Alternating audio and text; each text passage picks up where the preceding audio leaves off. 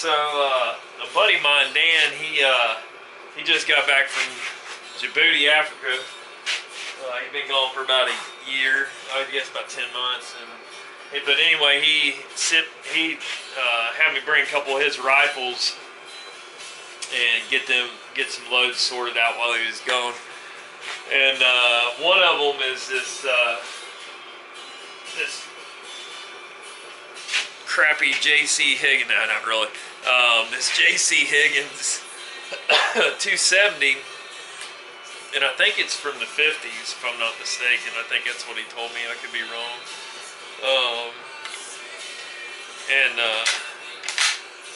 The only issue with it is it don't want to eject. It needs a new ejector. But yeah, it's an FN action, made in Belgium. But trigger's not awesome, but I mean it's not bad either. But I shot probably the best iron sight 100-yard group I've ever shot with this thing today, and I got real lucky with a Barnes 130 TTSX, and I was actually shooting off of son of a gun. Oh, there it is.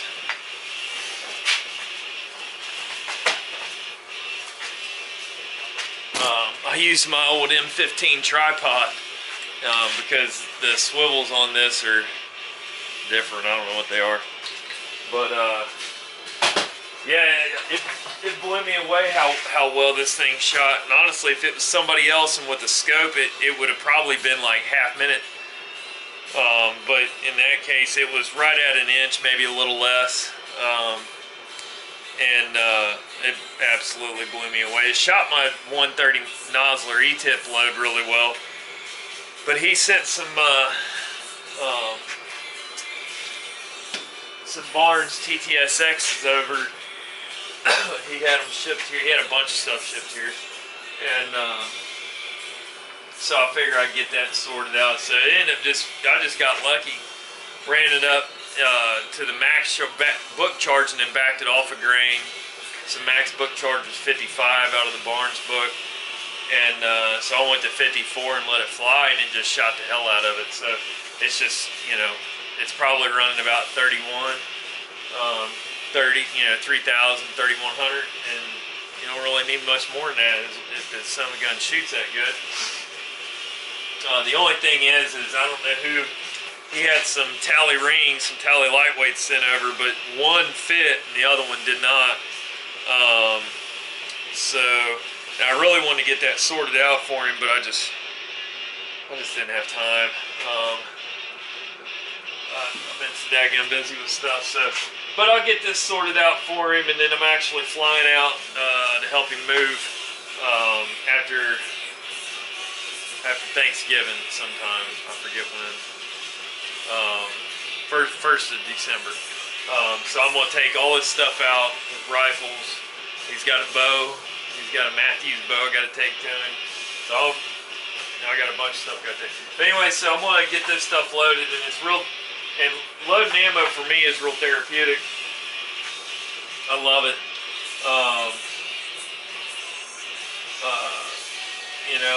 And 270's probably, I think 270 Winchester might be my favorite cartridge.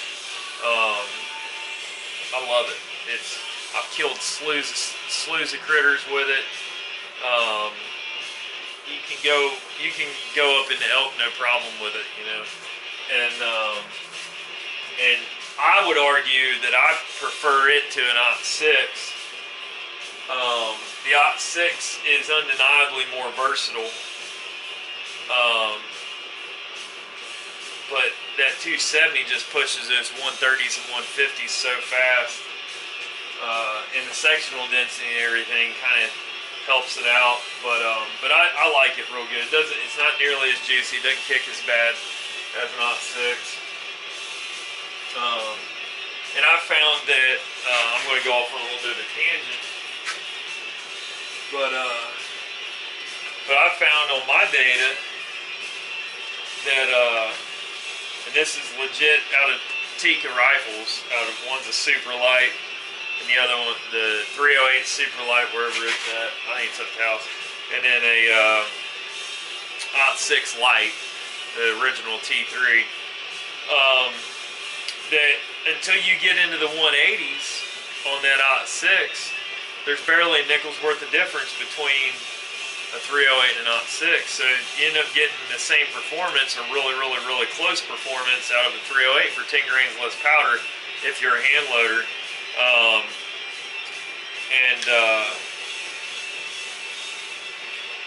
The actual speeds that you get out of a 0.6, just out of these 22-inch barrels, just aren't what people think. Like, they put a chronograph on it, and all of a sudden it's like, well, I'm not getting at 2800 with a 180. I'm actually getting 2600 or whatever the case is. And that's pretty, that's pretty on par. It's typically 2650 out of these 22s.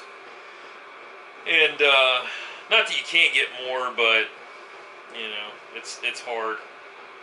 For instance, let's see here. The fastest, I was running 168 TTSX, and the fastest that I could get was about 2800 with reloader 15, but it didn't shoot for squat. And then the most accurate one was oh no, it hit pressure is what it did with reloader 15. 2809 and 2810, good accuracy, but it hit pressure, and I'm not too far off of sea level. And then 4350, these are all near max charges. I take it up to book max, and then I back it off a grain is basically how I do it. H4350 was really slow but accurate, This is all with a 168 Barnes, and then the most consistent, I think, was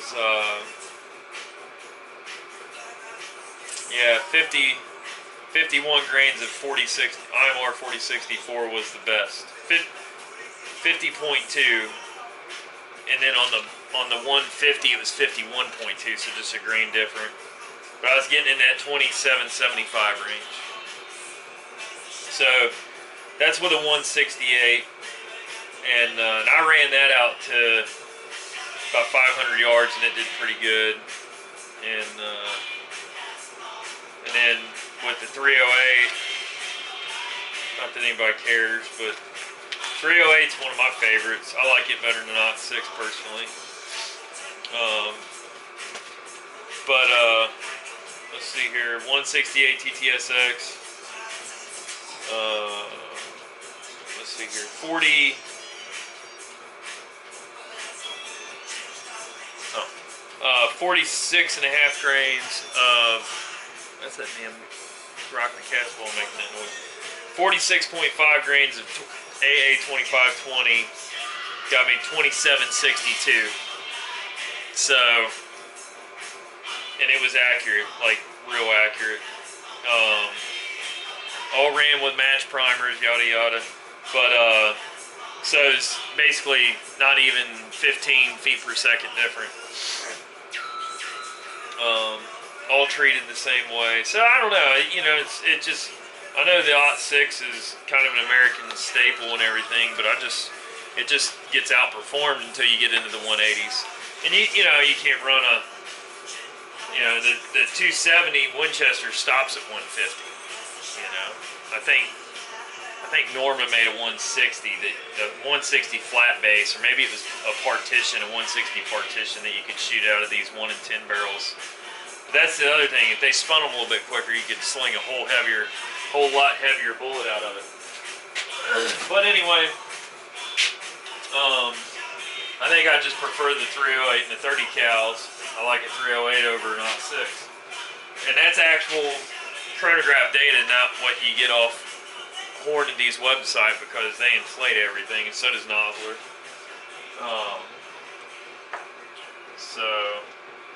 Or they're using a blended powder, which we really can't replicate here at the house. So it's hard to it's hard to get those numbers. But I've never, even out of factory ammo, like this precision 100 crap, that stuff's all over the place. And I've just never had good luck with factory ammo being overly consistent, except Federal. Federal match ammo is phenomenal.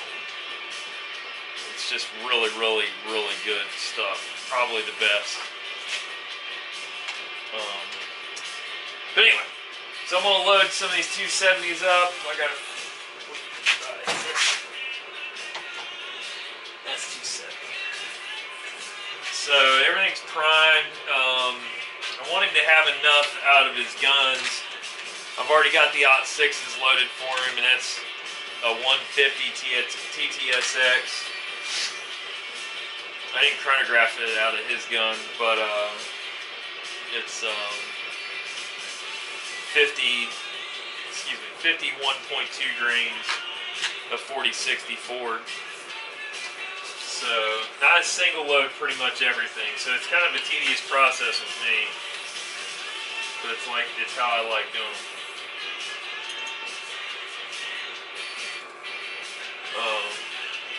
Look at that, 54 out of the gate. That's what we're shooting for. 54 grains of H4350. And these are actually just regular Federal large rifles. So, not match, and it shot unbelievably good. I couldn't believe it. It boosted my ego quite a lot. But I just don't shoot that good anymore.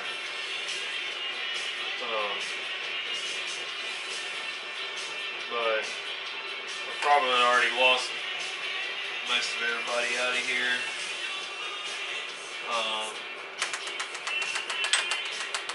And this is Winchester brass, so it's not the greatest brass in the world. But well, let's do this.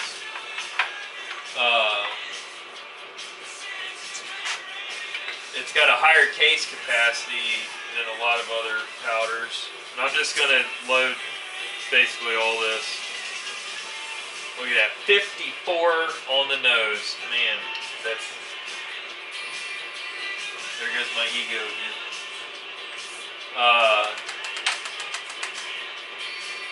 So...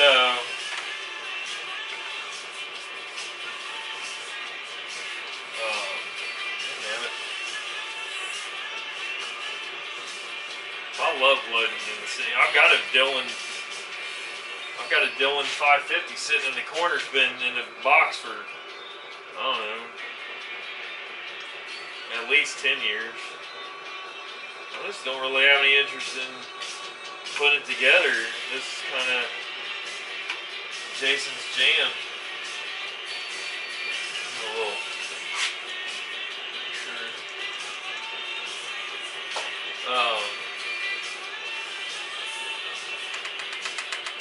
And I don't get too carried away. I mean, that gun shot that so well that if it's a tenth of a grain off, it ain't gonna care.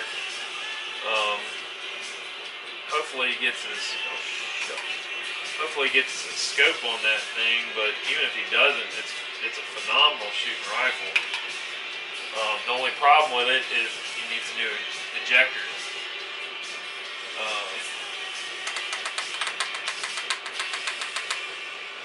And then, so I loaded some of the Badlands in the 308, and I mean that Tikka 308 is a pretty good shooting rifle.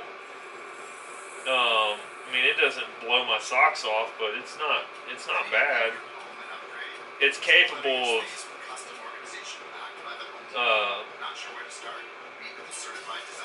sub MOA. And for those of you that are wondering what the hell MOA stands for, it's minute of angle, which is an angular measurement. And like when you see guarantees on rifles, it'll say guaranteed one MOA, less than 1 MOA, or 3 rounds. So it's basically 1.047 inches at 100 yards, and you just basically round it off. to 1 inch at 100 yards is a minute, and so it'd be 2 inches at 200, 3 inches at 300, so on and so forth.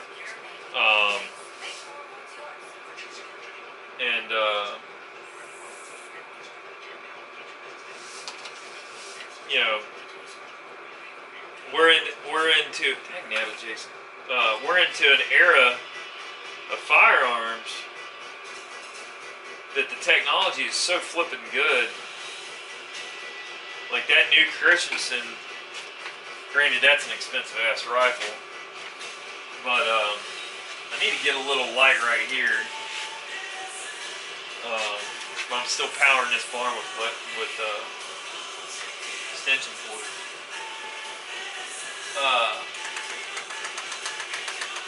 But that rifle's so dang accurate.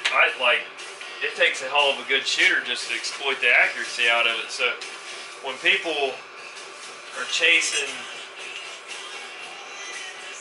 ridiculous groups, I've gotten to the point where I don't, because I'd rather just shoot and have fun. Because I've got a Tika 260 that shoots 3/10, 4/10, it's boringly accurate. And then I've got a Savage 243 that's boringly accurate with just about everything you put through it. Liam shoots at 400 yards. He shoots about 2 inches with it.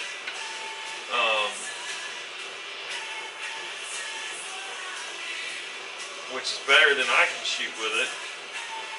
Man, I'm on this 54, y'all.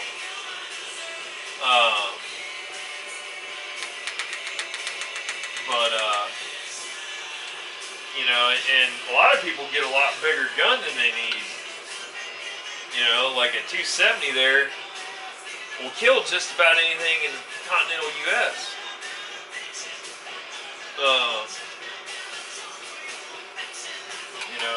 And you don't need an .6, because an .6, if you take a 7-pound .6 or whatever, 8 pounds, whatever, and an 8-pound 270, that 270 is going to kick like 20% less, I guess.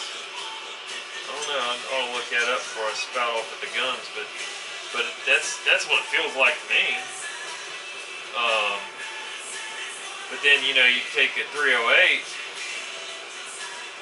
and same bullet, it's doing it with so much less powder. You got less ignition, so there's less violence going on, I guess is one way to put it. So theoretically, it should kick less, even though it's spitting out the same mass at the same speed.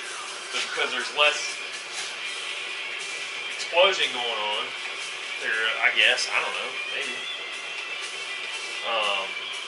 But I will say that some of these guys on the interwebs, like one dude, he really doesn't have much of a clue about anything, I don't think, saying that Army snipers can carry whatever they want and stuff.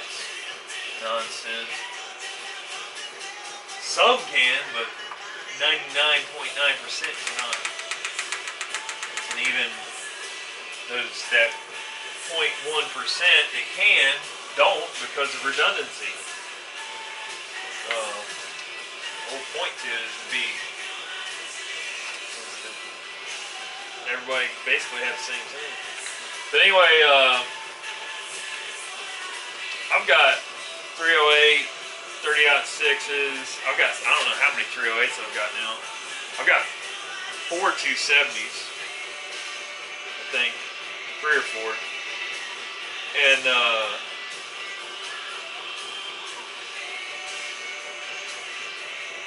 4 308s, 2 30-06s.